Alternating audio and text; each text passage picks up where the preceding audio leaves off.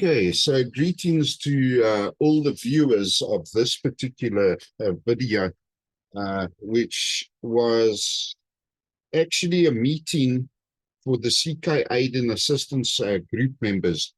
I just want to briefly give a background into why it is these meetings, or at least this meeting, has been initiated. On the 26th of May, I actually posted on the Constantia Kloof group the following message, where I started, and I quote, "He has an excellent thought.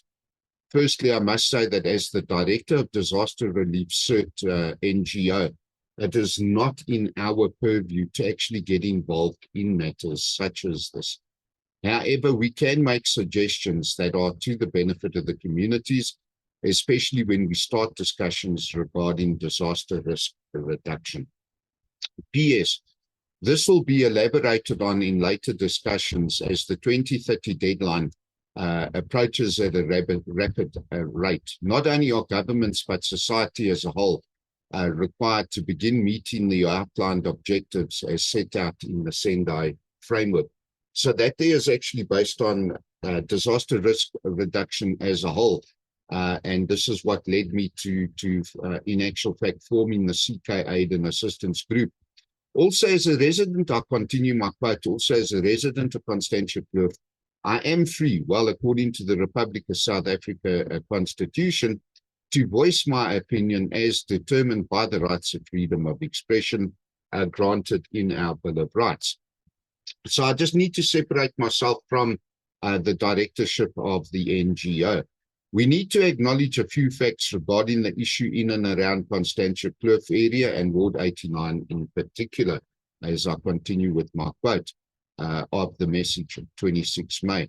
This includes all suburbs around us without exception. So the points that are listed, we have extremely high number of unemployed people, extremely high number of people who are homeless, high number of people who are starving, an extremely high number of destitute people. And these are the same people living in our ward. Many other factors could be added to this as additional facts. All of the above elevates the risk levels for crime, armed invasions, land grabs, etc., to extremely high.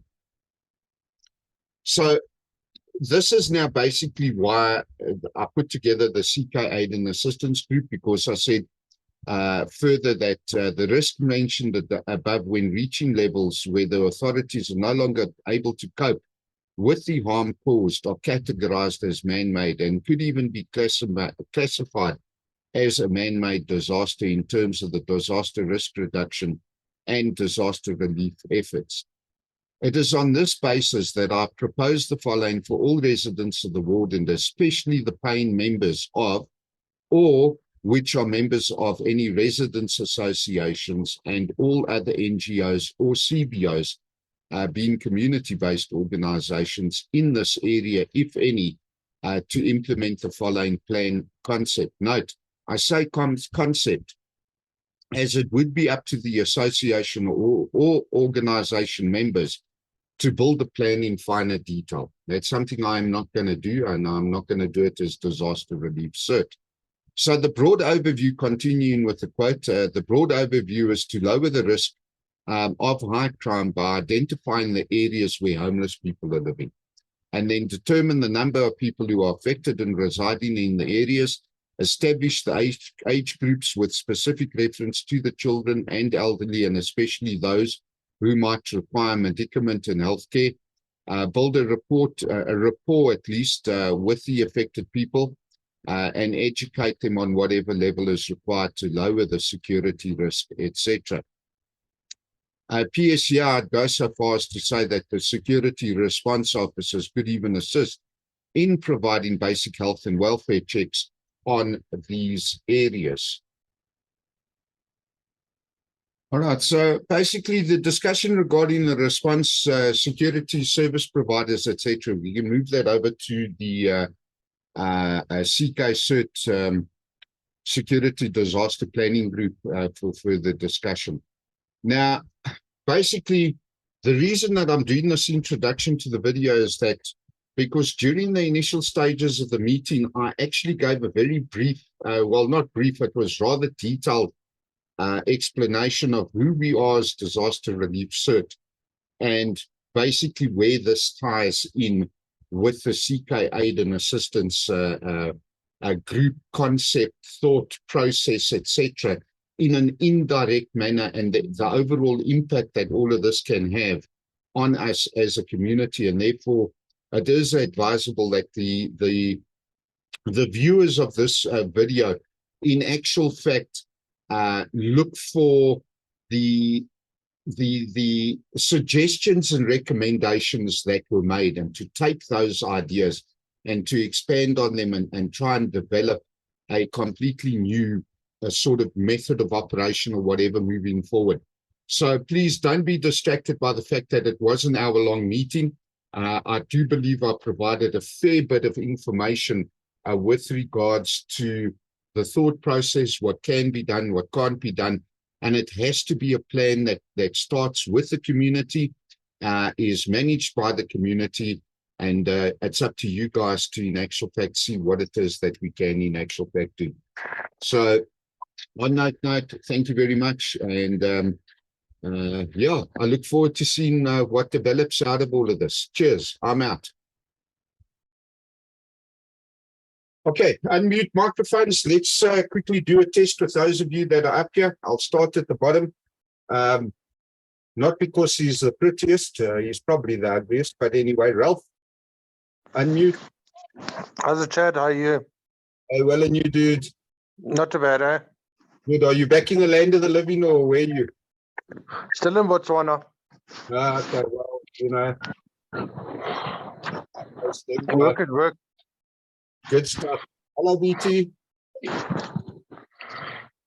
No, you need to unmute. You look like one of those puppets on TV with the volume turned down. All right, you're still muted. Oh, there. There you go. All right, so we lost one, we gained one, we got your audio up, your video. Good stuff. Hello, Tanya.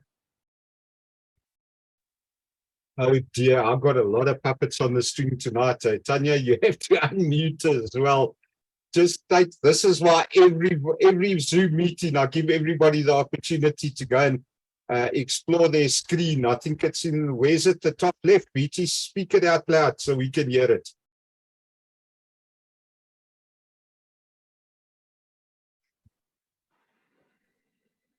Top right-hand corner, I think. Okay, BT, your video's up, your audio's up. That's perfect. I've got my other tablet up here at the moment, so that there is a backup. I'll explain it in a minute. Tanya, top right somewhere, you should have an unmute. Found it. There you go. Now you know. Okay, I've got my other tablet up. My PC's decided to start with these Windows 10 blue screen errors.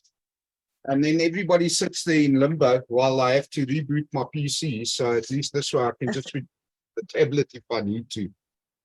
Let's see if anybody else is going to join.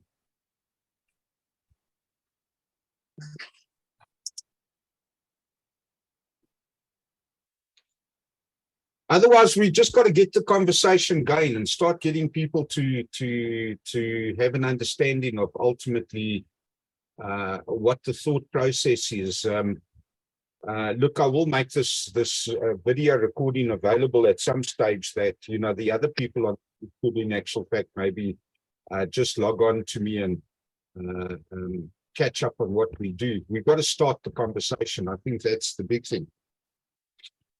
Mm-hmm. Yeah. Okay, so yeah, we're on. Everybody else, I don't know who else is going to come in here. Info. Only Lawrence has seen the last message.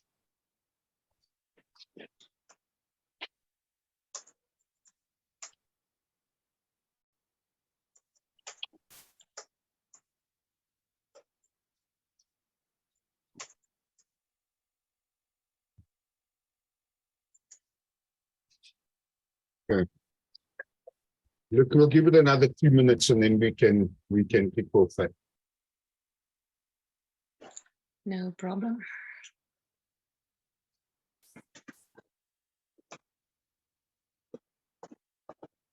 While I've got you here, purely for the purposes of this recording, I just want to pose this question.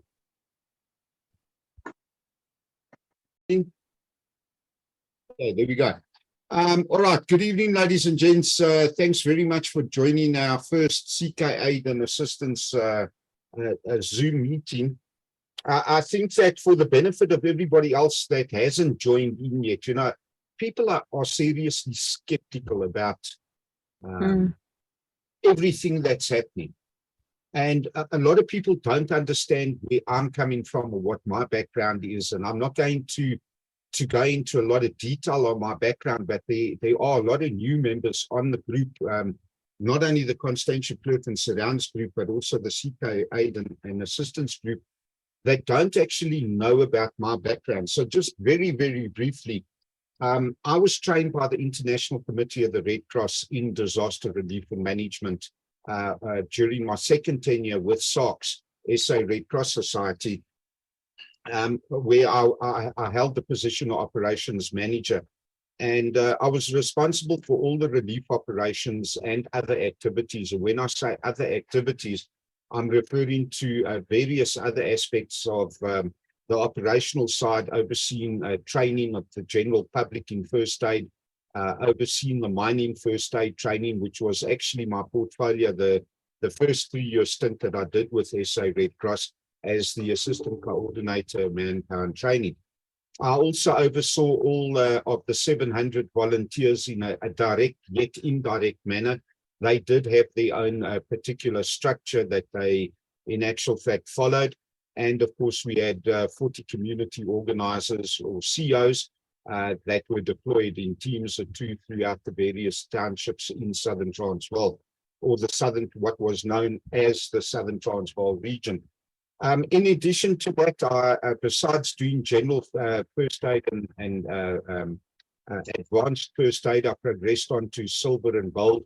Was appointed as a SA Red Cross instructor and therefore undertook a lot of training. I also implemented a two-way radio communications training program, having been involved in emergency communications at that time for probably the better part of about 9 years. And I must tell you, all this sort of happened by the time I hit the age of 23. Yep, that's true. I started at the age of 13 with an organization called VACT. I lost my first patient at the age of 16. I did not have any medical qualifications. An 82-year-old literally died in my arms. And that just said to me, enough is enough. I went back on something that I remembered at the age of 11, being at home, being sick with flu. I sat on the passageway floor, and my grandmother, you know, the good old-fashioned farmhouse style. Yes, my great-grandmother used to have a farm. It then became Baragwanath Airport, and it was actually the Baragwanath farm, and she had the dairy that when she sold became Dairy Bell and all the rest of it. So we had these good old-fashioned bookshelves on the, you know, in the passageway, and I opened up this little Red Cross general first aid training manual, and I read it. I literally studied it at the age of 11. And I came to one conclusion. I didn't like the sight of blood. And I thought to myself, as the years went by and having lost this patient due to a myocardial infarction, heart attack, I thought, well, there's only one way. If I don't like the sight of blood, the only way to not see it is to stop it. And I followed through on the paramedical route. So when I take the paramedical side, all the trauma, we were the first organization to put a 4x4 rescue vehicle on the road. Today you see them a dime a dozen, all running around. SA Red Cross had the very first vehicle, even before Satan Fire did it. Jaws of Life, rescue equipment, abseiling equipment, and that's what I used to run around with on a daily basis. So that in a nutshell is basically my disaster relief, disaster management. background. I was very involved with civil defense of the day before it became civil protection post 94. I've worked Baragwanath Hospital, Natalspruit Hospital, honorary membership there. Johannesburg Hospital, medical and trauma in particular. I've worked several wards in Barra, Natalspruit Hospital. So that is why it is, for the two of you in particular, BT and Tanya, why it is that I am so vocal in terms of the Constantia Kloof group. Melissa, I'd like you still to join that group, because that's where we hold most of the conversations, or like I've prepared a new meme. Every now and again, I'll put it out there and I'll give the community 60 minutes to attack the admin. Outside of, I'd rather deal in factual issues regarding the community as a whole. Melissa knows that I am in actual fact a licensed ICASA dealer, whereby the two-way radio network is part and parcel of what I in actual fact do with regards to the NGO. So let me explain briefly the NGO to you. In 2016, having acquired my amateur radio license, we embarked on an exercise to get back involved in emergency-related work, and joined an organization and discovered they were only interested in doing bicycle races. That's not where my passion, nor my training, nor my qualification, or my desires lie. And I definitely cannot direct my focus and passion on bicycle or cyclists, okay? Maybe some of them are good. They are actually quite cute, but outside of that, that's not where I wish to go. So we decided to, in actual fact, bring together a group of volunteers, and I formed a business-based organization in line with the Disaster Management Act called MCOM Assist Cert. I'm going to address directly on the camera at the moment. I see Jamay is joining us. Let's just bring her in quickly. Okay, connecting to audio. And okay, Jamay, good evening to you. I think just unmute and let's do an audio test and see where you are. There, can you hear me now? Fantastic, there we go. Got your audio up, lost your video. Right, Jamay, there will be a video available at some stage after this meeting, so you can catch the first 6 minutes. I'm just giving a brief background of myself and of explaining the formation of the non-government organization. And as I say, in 2016, we decided we were going to do this through one entity, and in 2017, we basically moved away and we grouped together initially 20 volunteers to form the business-based organization called MCOM Assist CERT. CERT being the acronym for Community Emergency Response Teams. The concept of doing a CERT volunteer network was so that we could concentrate on particular suburbs. Now, when I say suburbs, I need to just justify it could be a geographical area.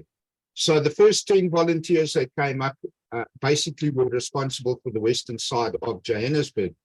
However, as time has progressed, we're starting to break it down, and in line with the City of Johannesburg's disaster management framework and disaster management plan, we now have to move this and shift it into a ward-based structure. And of course, all of us at this meeting at this moment in time belong to Ward 89, and Councillor Leonot is our ward representative on council. So after the 2017 launch of MCOM Assist CERT, we started to develop the protocols and the policies and standard operating procedures, and started preparing training material, etc., etc. And by the time we got to 2019, we decided to register as an official NGO, which is what we did in 2020, and registered as a non-profit company without members. In addition to that, John Groom, also from Red Cross, Stephen Reynolds from the Amateur Radio Fraternity, and myself, being the founding members and directors of the board, we in actual fact decided last year to change our name to disaster relief cert. Why disaster relief? Because we're not a first responding organization. We are not going to be running around doing accidents and, all the ordinary day-to-day activities. However, what we do need to understand as CERT, in order to bring community members together as volunteers, I must tell you that currently we are 74 members now that are registered as CERT. This is throughout Johannesburg. I do have volunteers in Potch, Free State, and in the Cape. So the teams are starting to build up. During the 2017, 18, 19, 2021 period, especially during COVID, we developed a basic radio communication training manual, which we have published in hard form, hard copy. We did, or at least I did, the CERT induction training manual. That's about 120 odd pages. And the big baby was the disaster area damage assessment training manual. This is the one that is critical, and it is crucial to the overall operation of CERT, and is actually the niche that is going to set us apart from all other NGOs that might get involved in disaster relief. Because in terms of the current DMA, or Disaster Management Act, a lot of emphasis is actually put on disaster risk reduction. And that's crucial. And I know a lot of people are sitting and are going to sit and listen to this introduction to the aid and assistance group and say, but what the hell are you doing with the security? And, pushing the point on the security and upsetting the security companies and making people annoyed and giving them an opportunity to attack you and all the rest of it. Well, it's quite simple, really.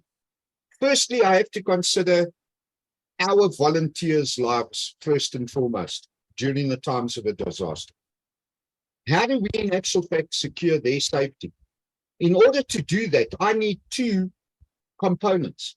The first one, and I say I, as a director, a team leader, I need to ensure that the safety of my volunteers that are deployed into any area or operation are protected. Their lives are protected. In order for them to be able to reach out to you as a member of the community and the member of the public, in general, if they are dead, they can't help you. A dead hero is a no good hero. So from a disaster relief sort perspective, I firmly believe that I need a very good working relationship within the disaster management legal aspect. In other words, looking at disaster management centers on the municipal, provincial, and on the national level. And that is something that I do outside of the community. But at the same token, I need to be able to relate to you as a community member on various aspects whereby we need to address disaster risk reduction. I'll explain DRR in a minute. And in order to do that, I also need to draw members out of the community, get them registered officially as volunteers, take them through the process of training them, and then letting them in actual fact go out and do the risk analysis of the entire area in order to determine what is it that's going to kill you, Melissa?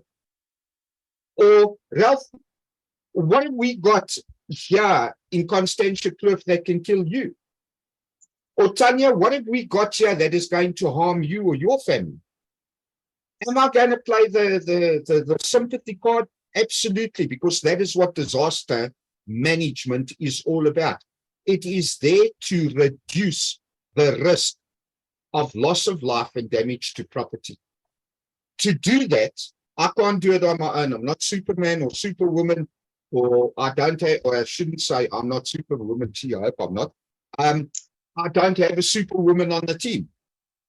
I know I've got a lot of people in the communities around me that think they are Superman with X-ray vision and are able to look into, like the ridge of Constantia Kloof and say, no, well, there's too much rock, it will never collapse on anybody. Meantime, on the 9th of December last year, during the floods that destroyed Hendrik Potgieter Road, we in actual fact have got a complex that virtually crumbled and has collapsed. and 7 units within the complex have been evacuated because you cannot live in them. They're full of mud and debris. Mudslide in Constantia Kloof. I don't have time to play games with people anymore. This is 7 months ago that we have this situation. On top of that, we have the issue of water, the lack of electricity, and then let's have a look at the crime that is actually affecting us. I needed to be able to reach out to all the security companies and form a rapport with them in order to move forward, which unfortunately I have done. And I've brought together several security companies, and we are working towards a common plan and with a common goal to be able to protect this community called Constantia Kloof and surrounding areas. That's our common goal.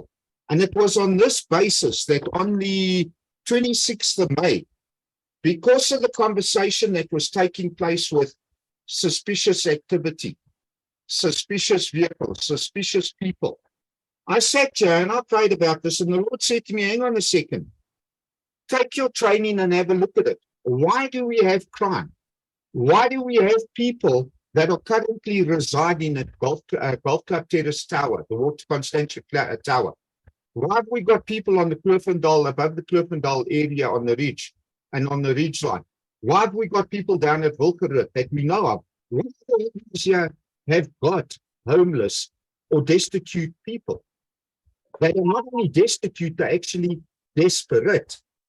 And then couple that up with all of our syndicates and everything else. And it was on that basis that I thought, hang on a second, we need to look at this in a different light.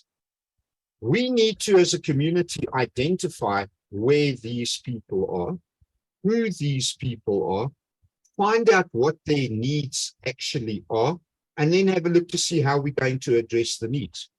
And I just used the example, and don't mind me, I run on coffee. Not Octane 98 or anything, just good old-fashioned coffee. It was on that basis and that thought process of mine moving forward that I just threw it out there and said, well, why don't we form a soup kitchen or provide some sort of meal on, even if it's just a weekly basis? What I didn't tell everybody on that particular conversation is that through doing that, one, you're going to identify where they are. Does that mean that the community is going to have to go and beat the bush? Not really, because a lot of people on these areas can just look over their back wall and say, there's a shack there, there's a little tent village there, there's a whisper of smoke that's coming up, and we can gather this information and start forming a database. Step one. It's not something that's going to happen overnight. It's not something you as a community member will be expected to run out and do whatever. Like now. No, we've got to do this over a period of time. We need to identify who they are. Are they women? Are they children? Are they men? Are there families out there? Look at those 2 kids that burnt in Hillbrow now. Left at home alone and hijacked building up in smoke, burnt beyond recognition. Sorry, people, are you human? And I speak directly to Constantia Kloof. Are you that cold that you can just sit back and ignore these issues?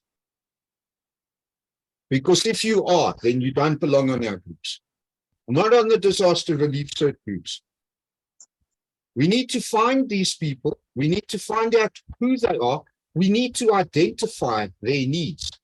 Being a paramedic, there are a lot of medical needs that need to be addressed as well. Therefore, from an NGO and disaster relief cert as a non-profit company and as a public benefit organization is a legitimate, registered, non-government organization. You cannot dispute that. You cannot go and, like many people are doing behind the scenes at the moment, saying this isn't true. It actually is. We are not a registered non-profit organization, which is a separate legal entity of its own accord. We cannot claim to be a non-profit organization Because in terms of the Non-Profit Organisation Act, it is a criminal offence to claim that you are an NPO when you are not registered with DSD or the Department of Social Development. So on this basis, we as MCOM need to be able to find out, just give me 1 second, see you all in, 13 minutes. Okay, 15 minutes. 1010 is control. I am in a Zoom meeting. Okay. So basically now, as disaster relief cert, a registered official NGO, we need the community's assistance. We need you both as a registered volunteer, preferably, but even as just individuals, we need you in other areas to be able to feed us information, provide us insight, give us feedback, give us comments, give us any information, lead us, guide us, direct us, and show us which way to go. Help us to identify in this particular instance who the vulnerable people are within the community. Now, I just want to say, I didn't know this. And those of you that are watching the video, Melissa here runs a private school across the road, funny enough, across Christian de Wet towards Sunny Hillside, which still, believe it or not, is Constantia Kloof. Don't be misled and think that the western side of Christian de Wet by the flats across the road from Florida de Wet is not Constantia Kloof. Just how ill-informed are we as a community? I know, I only learned it in the last 2 months. I literally fell off my chair. I didn't know it. But Melissa runs a private school there. And what did Melissa put on the group? Yesterday, having just recently found out, I reached out to her and she joined the group. And yesterday, Melissa has indicated that within their own schooling environment, there are children with needs. You know, I must admit, with all 30 years experience that I've got in disaster management, I didn't even think about this. It's not the only school in our area. We've got a couple of others. I know one of them is a swim school, but we don't know if there's any needs there. One thing I do know, needs that they will have could be medical needs. And this is why, as part of bringing the security cluster together, my plan, my goal in terms of the disaster area damage assessment training manual, well, there's the 2 manuals there. This one, 260 odd pages long, this is going to be about 32 hours and 100 hours of practical work. Just for reporting to City of Johannesburg disaster management or any other disaster management center in South Africa. We need to identify these needs, bring together the security cluster, bring together a group of volunteers that will specifically be able to undertake disaster relief cert activities, bring together community members to address other needs if they don't want to form part of the disaster risk, the disaster relief cert structure. Maybe they want to join the Red Cross, go for it. Or Gift to the Givers, go for it. Maybe there's a church group that is going to carry out certain activities. Go for it. I don't care where you go. I'd like you to join us and help us grow the team. And I'll tell you why. So that we've got one level of training throughout. We've got one level of application throughout. And through our relationship with disaster management, we can in actual fact address the needs in an appropriate manner. So what do we need to do before we even get to soup or providing soup?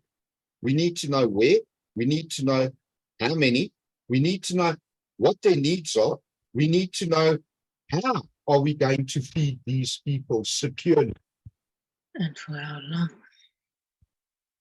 Then there's that question of for how long. And I know for a fact that on any operation of this nature, you do not do it on a long-term basis.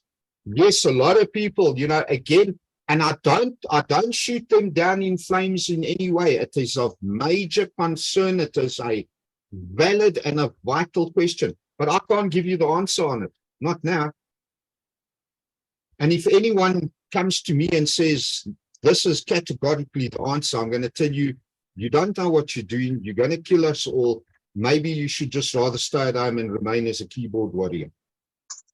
Because we've got to come together. We've got to hold the discussion. We've got to have roundtable meetings. We need to do proper planning.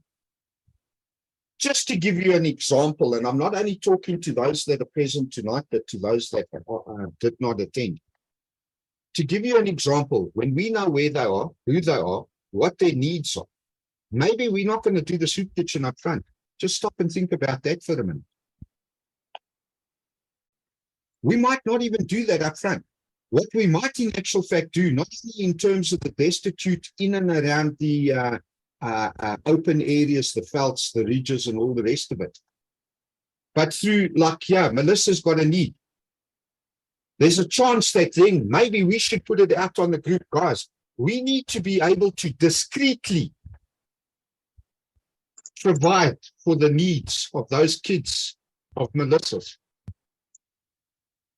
Melissa's going to have to come up with a plan on how, if the community can come together to help those kids out.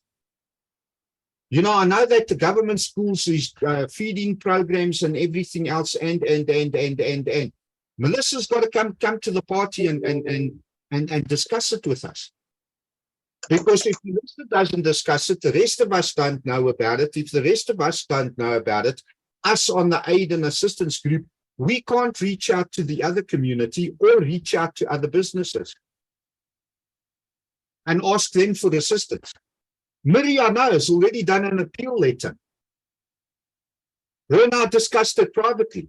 Unfortunately, she didn't attend tonight, but she will when we get together and we need a bigger group together. There's a lot of planning, there's a lot of conversation, there's a lot of work.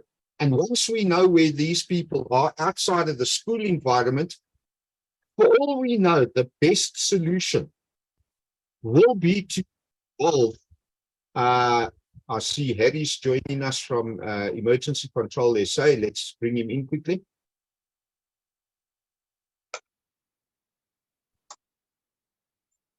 Gives me time for coffee break.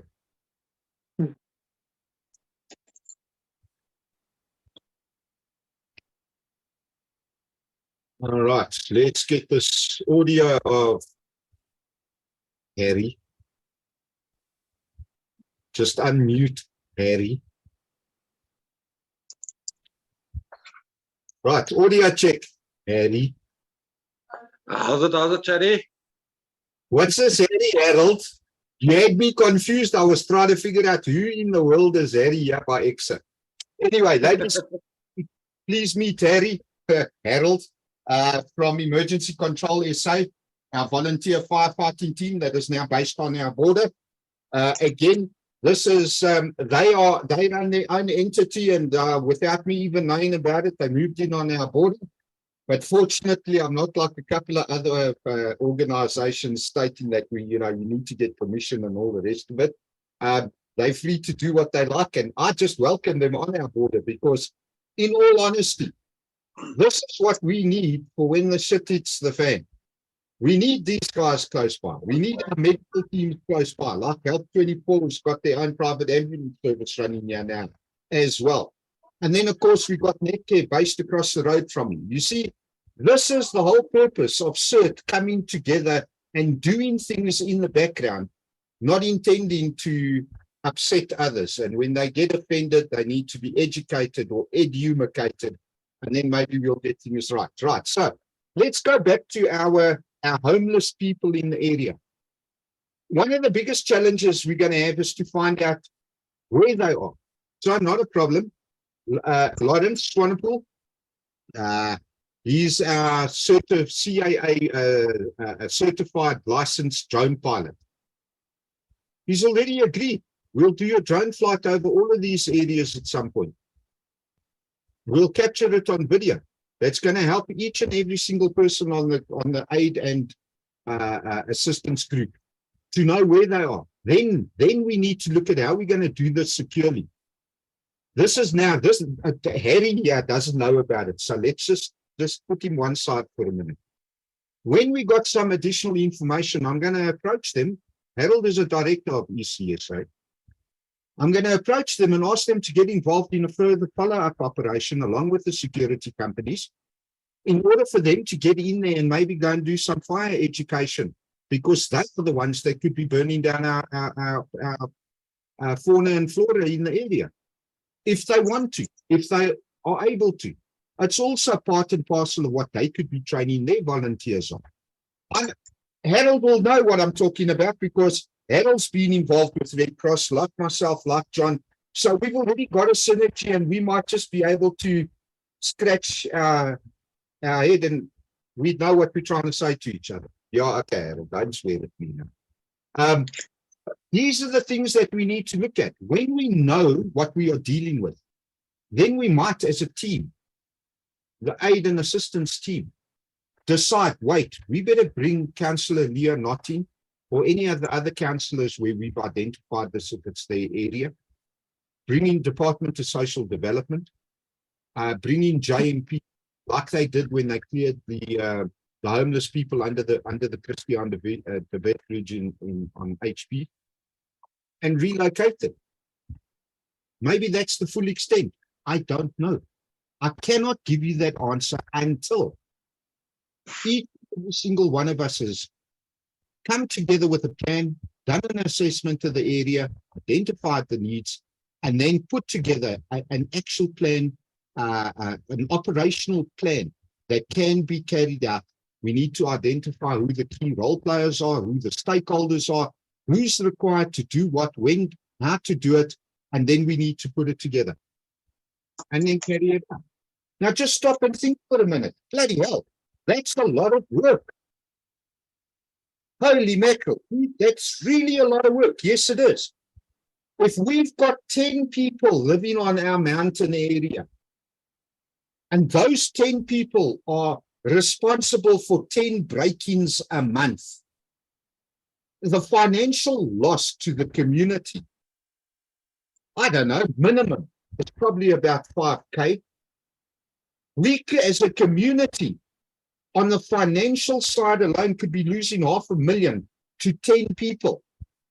If we can get them off of the mountain, relocate them to a safe environment, and from those environments, even get them jobs and all the rest of it, take care of their medical needs. We don't know if we got children that are living on this mountain who in actual fact are malnourished, suffering from malnutrition, because the moms are unable to breastfeed.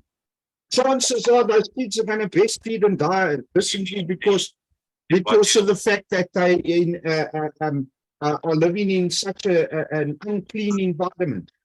We've got such a cascading role of events and possibilities.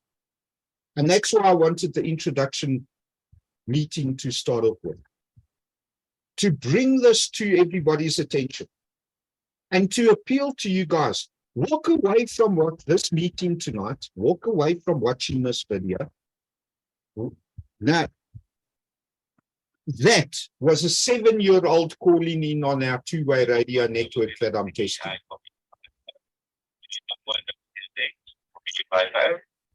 Standing for further technique.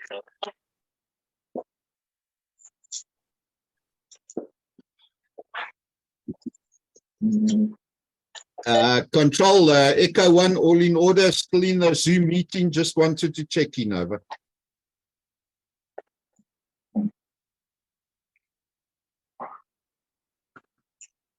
Echo 1, we commend with the training that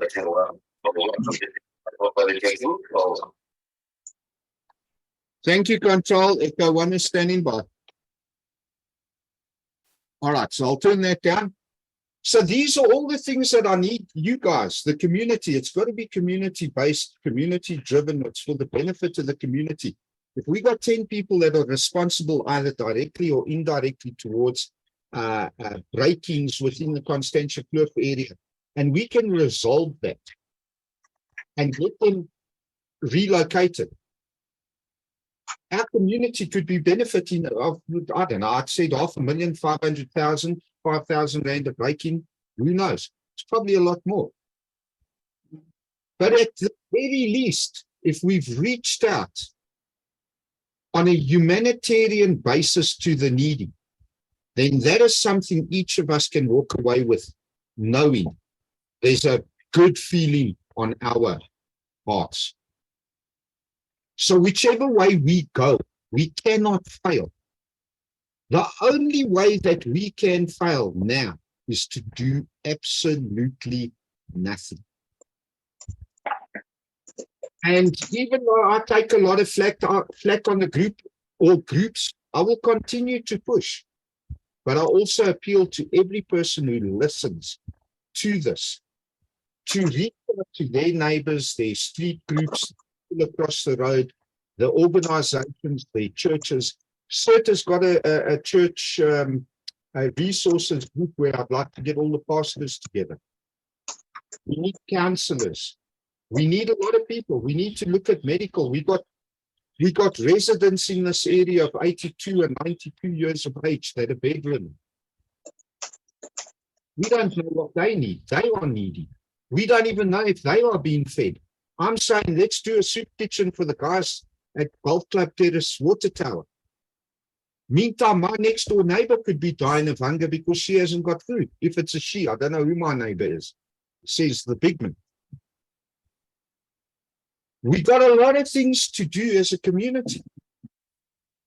And I would like to now, 30 minutes in, which is what I plan to do as an intro, firstly, just reach out and to those that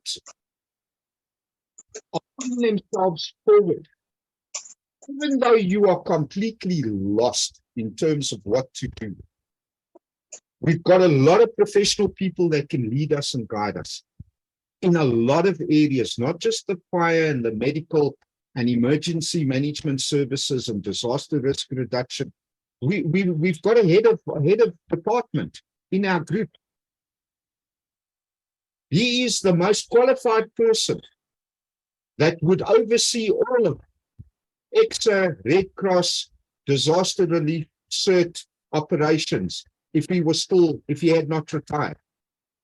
He's the top dog, or was. We've got a lot of qualified people here that can lead us.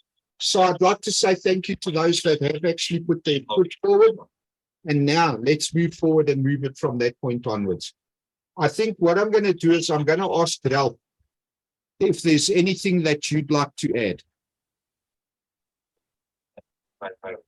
No, nothing at the present moment.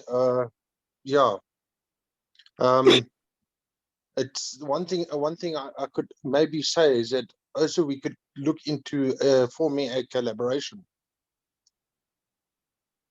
A collaboration with who?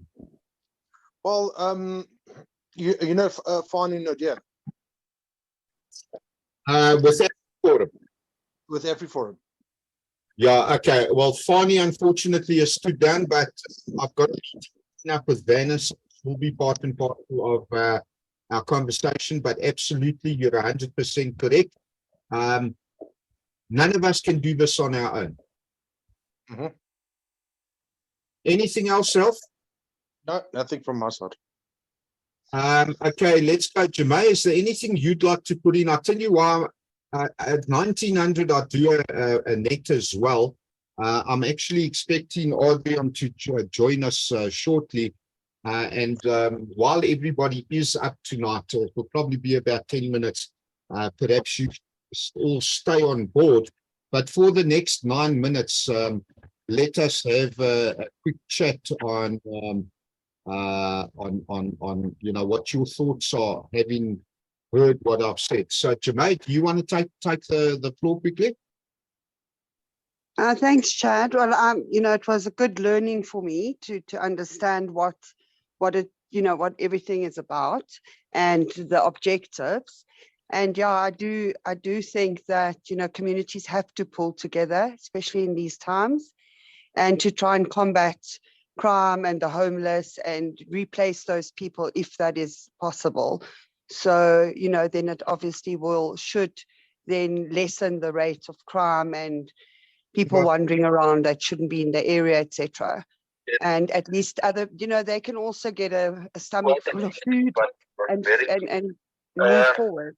Chat, I'm not gonna hold it, and I'm just gonna listen. But I'm so busy with this. Yeah, I'm so busy here. So on a foot, then it's okay. It's not. Then it's Okay, good stuff. And there I just hit the blue screen error. So guys on Zoom, just stand by. I'll reboot shortly. Z6 JFK, no problem. I am on a Zoom meeting at the moment. Z6 OPS out. then it's okay. Then can you just repeat that? Oh, man, equal volume. Of course, I don't know why I'm not going out. I should be going out. I'm in a meeting. I'll talk to you later. 6 ox out. Then it's okay. Then it's thanks a lot. I just want, I'm just gonna let you buy my killer. So thanks. Then it's okay. From there, it's okay.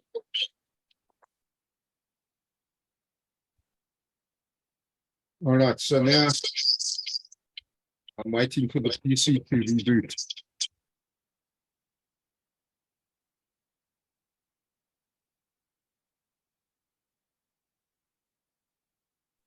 Okay, I've rebooted and I'm actually up on the tablet for the time being.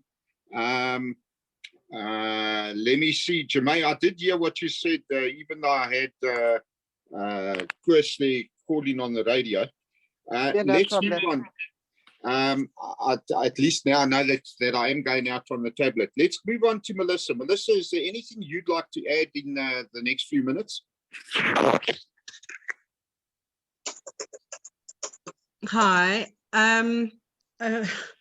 Okay, so just pretty much what I said earlier on WhatsApp was I'm not sure about homeless people. You know,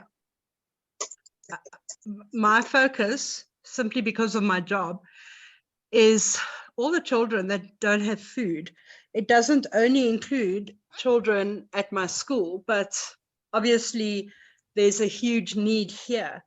I have helped as much as I can. I will continue to help as much as I can. But yeah, from my perspective, there are just way too many kids, specifically here, that are not getting food. The purpose of me opening this learning center was because children need to get an education, whether or not their parents can afford it. A lot of kids stopped going to school during COVID, and a lot of kids don't get an education because of money, and it's not their fault that their parents don't have money. We're all struggling. Every single person that I meet is struggling. So one of the purposes of opening this center was so that children could get educated regardless of their financial situation. But it actually, in the last 2 years, came to light that so many of the kids are coming to school without breakfast, without lunch. We have a sharing bin where other children, if they don't want their food or if they're willing to share their food, it goes into a bin. We share it with those who don't have. There are just too many, you know. It's so hard to teach a child who is sitting there hungry and who is scared or embarrassed to tell you that they're hungry. So just again, from my perspective, when I joined the group, what I was thinking was community members who needed aid, not so much homeless people. I'm not sure that I even come across many homeless people that I can complain about. Not that I don't know they exist, of course they exist. But yeah, my need at the moment is just the children that I've got here whose families don't have food. That's pretty much, yeah, from my side. Yeah, you see, I think that just encompasses something that I said earlier in the presentation or in my opening as well, with regards to, you know, community members that are in need. So as a community, we've got to reach out to the entire community, whether or not they are destitute, homeless or destitute. You know, you can be in a home and still be destitute.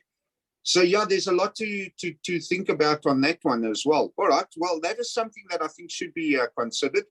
I'm going to admit Adrian quickly here and just let him loop in with us. let's just give him a minute to come up there. I'm going to bring up my PC Zoom in a second. Okay, Adrian, just unmute and let me know when you unmuted, and let's do an audio test, and then you'll know what we're doing before I get started, yeah? Hello, Chair. How's it, man? Is your 625 up? I just need to do a radio check. JFK said I was very soft just now. Okay, I'll go on quickly. Okay, and then I'll tell you why everybody's up here, because you're probably wondering what the hell is Chad up to again. It's okay. The rest of the community wonders that every time I start typing on the keyboard.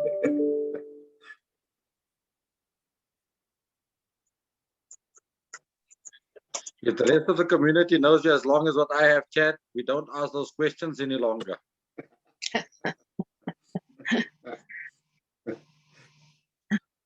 Yeah, Harold, I think Rory actually said that once before in the group. He said, yeah, he's a difficult act to work with. You just got to understand him. That's the problem. Okay, Adrian, your rig up yet?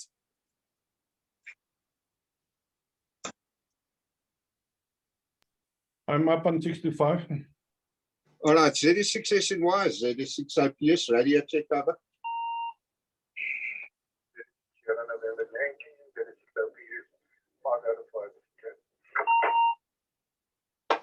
Okay, acknowledge, thank you. I'll start the net in 2 minutes. Stop. Recording in progress.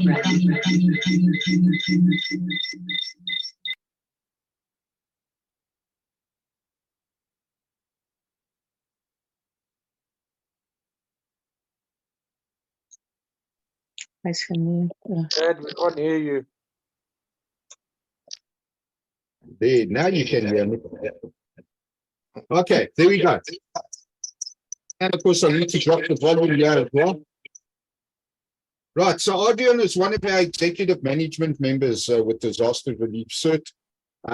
Every Sunday evening at 1900, I run the amateur radio check-in net, and we just give a couple of figures and whatever other discussions need to be done, which is what I'm going to start in the next 2 minutes. So while I'm busy opening the other one up, what I'd like to do is I'd like to ask Tanya. Tanya, is there anything you'd like to put in on the conversation at the moment? Adrian, I'll fill you in and bring you up to speed later. Fine. Tanya?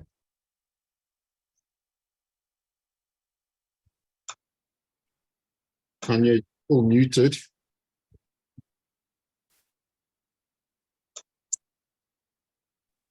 There we go, flip. Okay, so thank you for having me. Sorry that I was battling to unmute myself. So I think what Melissa said sounds like where we should start.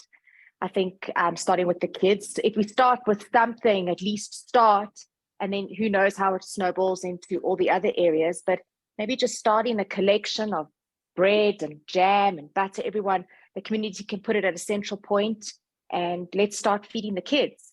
Start somewhere. All right, good stuff. Thanks, Tanya. Harold, I think if you can hold on, let me just quickly run through the net. I just have to say one more thing. I have to dash. Sorry, I didn't realize it would take so long, but I'm happy to help. Just put it on the group, and wherever there's help needed, if I'm available, I will definitely be there. Okay, fantastic. Thanks, Tanya. I appreciate it. Thanks, Chad. Nice meeting you guys. Bye. Thanks. Bye.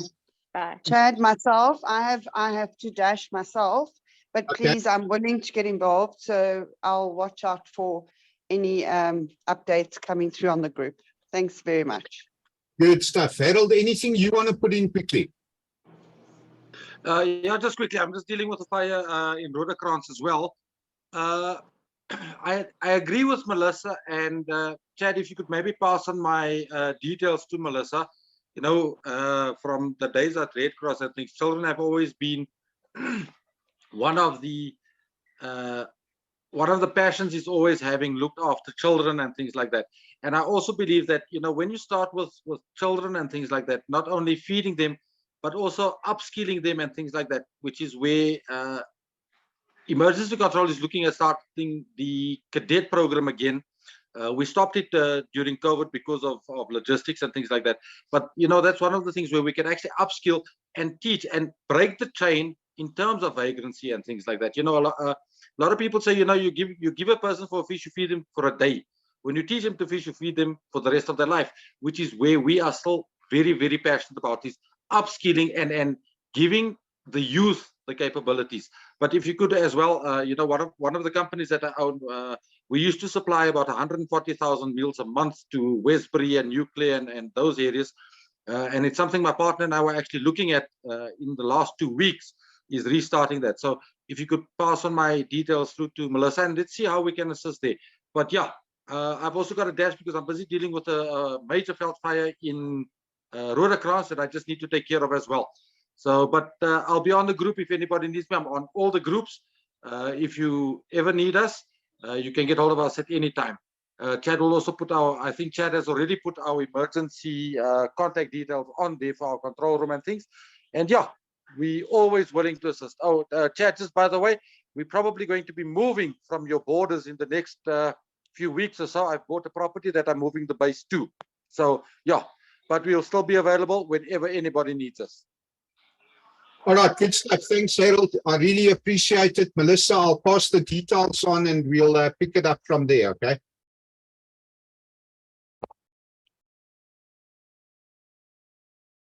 Okay. Thank you very much, Chad. Not a problem. Thanks, Harold. Chad, just a quick question. ECSA, that's not EC security, hey? I know, it's Emergency Control SA, the volunteer firefighting team. Okay.